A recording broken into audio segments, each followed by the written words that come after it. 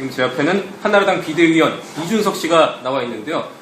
지금까지 고대생들이 생각하고 있었던 이준석 씨의 모습 지금부터 보여드리겠습니다. 자, 먼저 물 먹는 이준석, 그리고 생각하는 이준석, 기도하는 이준석, 한번 이런 모습들인데요. 고대생들을 위해서 이런 식상한 모습들 말고 좀 진정한 모습을 보여줄 그런 생각 없어요? 이런 거는 이제 찌라시 이상으로 많이 보시면 되시고, 이제 대학생들과 진작에 일하기 위해서 제가 고대로 찾아갑니다. 2월 3일 금요일 거기서 많이 만났으면 좋겠습니다. 제가 다닌 학교는 재단의 적립금이 30조입니다. 네, 30조로 연 11%의 투자 수익률 받아가지고 4조 정도의 예산을 운영합니다. 그런데 이런 상황에서의 적립금과 지금 2,400억 원으로 기금 운영 것은 완전히 상황이 다릅니다.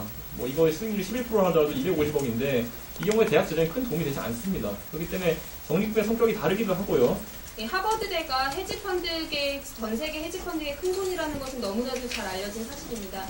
그러나 이것이 오히려 보여주는 바는 저는 대학들이 적립금을 높이 쌓아놓는다고 해서 그래서 주식 투자를 많이 한다고 해서 그것이 과연 학생들의 혜택으로 돌아오는가 그렇지 않다는 것을 보여주는 것이 오히려 저는 하버드대 상황이라고 보고 이런 미국식 대학의 그런 적립금 구조 그 높은 등록금 문제를 과연 한국이 따라가야 하는가라는 문제가 있다고 생각을 합니다. 반값 등록금에 드는 돈이 한 5조에서 많게 작게는 6, 7조 원 정도라고 그렇게 알려져 있는데요. 사실 뭐 4대강 사업이 22조 원이 든다는 것 이미 언론을 통해서 많이 알려진 바고 이 부자 감세 정책을 통해서 이 정부가 이 법인세를 인하해주고 종부세를 폐지하는 방식을 통해서 수조 원의 이런 세수가 날아간 것 많은 국민들이 지금 분노하고 있지 않습니까? 이런 돈들을 오히려 걷는 것을 통해서 반값 등록금이 가능함에도 불구하고 저는 할 수 없는 것이 아니라 할 수 있는데도 하지 않는 것이 오히려 이 등록금 문제에서 정부가 보이는 태도에 대한 정확한 진단이 아닌가라고 생각을 합니다.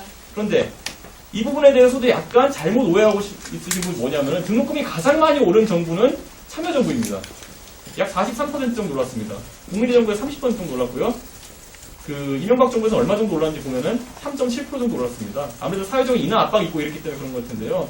결국 이 논의의 본질은 어떻게 내릴 것인가에 대한 논의로 돌아갔거든요. 그런데 이 부분은 다들 파악하고 계셨으면 합니다. 왜냐면 아직도 오르는 것을 막는 정책인지 아니면은 얼마 내려가는 것에 대한 정책인지 따라서 많이 정책 방향이 달라지거든요. 그래서 새누리당은 지금 우선 동결까지는 저희가 이번했고 앞으로 내려가는 방향성을 가지기 위해서 여러 가지 정책이 있습니다.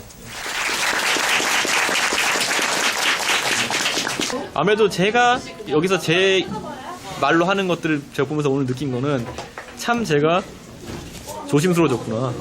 그러니까 제가 어쩌면 한 달 전에 처음 시작했을 때 했던 말들을 그대로 어떤 대학생한테 들으면서 어쩌면 그때 내 시각이 20대 시각이랑 일치했었구나. 그리고 지금은 어쩌면 그 경험을 가졌던 사람으로서 조금 더 정책 입안 과정 이런 거 본 다음에 좀 더 정제돼가지고 잘 엮어나갈 수 있는 그 브릿지가 될 수 있겠다는 생각을 오늘 했어요. 그러니까 제가 오늘 들었던 얘기, 솔직히 김준일 씨가 하신 얘기 같은 것들도 제가 당에 들어와서 처음에 언론에 보도된 걸 보면은 제가 거의 했던 얘기들이 되게 많아요. 그러니까 반값 등록금을 하기 위해서 뭐 기업의 부담을 강화하자 이런 것들 굉장히 얘기 많이 했었는데 그게 좀 흥미로운 과정이었던 거예요. 한 살 만에 저도 이제 그렇게 했다는 게.